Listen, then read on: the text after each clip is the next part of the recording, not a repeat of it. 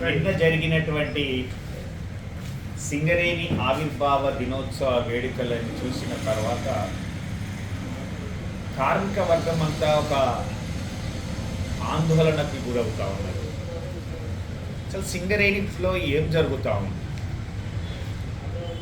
గుర్తింపు ప్రాతినిధ్య సంఘాలు ఏం చేస్తున్నాయి, పోరాటాలు అని చెప్తున్నటువంటి ఎర్రజెండా అయినటువంటి ఏఐటీసీ ఈరోజు కార్మికులను అవమానపరిచే విధంగా, కార్మికుల ఆత్మగౌరవానికి దెబ్బతీసే విధంగా, పేలవంగా, మొక్కుబడిగా నిర్వహించినటువంటి సింగరేణి ఆవిర్భావ దినోత్సవాలకి గతంలో 47 లక్షల రూపాయలు కేటాయిస్తే ఈ సంవత్సరం 8 లక్షల రూపాయలు మాత్రమే కేటాయించి నామమాత్రంగా చేసినట్టుగా ఉత్తమ కార్మికులను సన్మానం చేసి ఇంటికి పంపినటువంటి విధానం.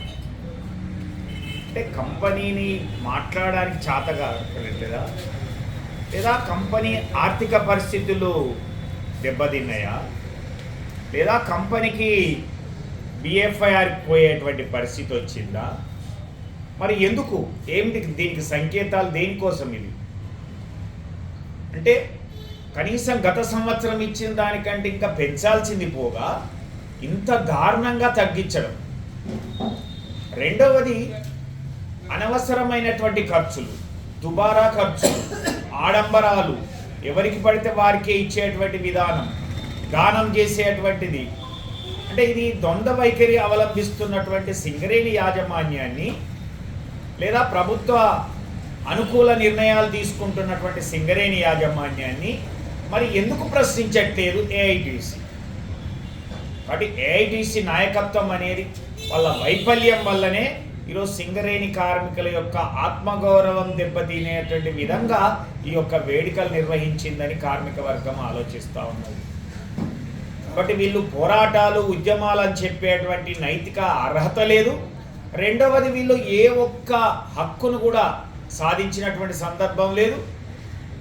40-50 హామీలు ఇచ్చి ఏ ఒక్కటి కూడా నెరవేర్చలేదు.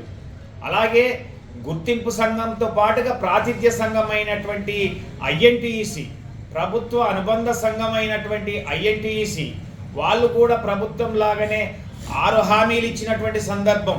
ఎమ్మెల్యే, ఎంపీ ఎలక్షన్స్తో పాటు సింగరేణి ఎలక్షన్స్లలో కూడా అనేక హామీలు ఇచ్చి ఏ ఒక్క హామీని కూడా నిలబెట్టుకోలేదు ఈ 2 సంఘాలు కూడా. అందుకే ఈరోజు జరిగినటువంటి ఆవిర్భావ దినోత్సవాలు ఇంత దారుణంగా చేయడం జరిగింది అనేటువంటిది. ఈరోజు మెస్సీ రాక కోసము, లేదా మెస్సీ ఫుట్బాల్ ఆట కోసం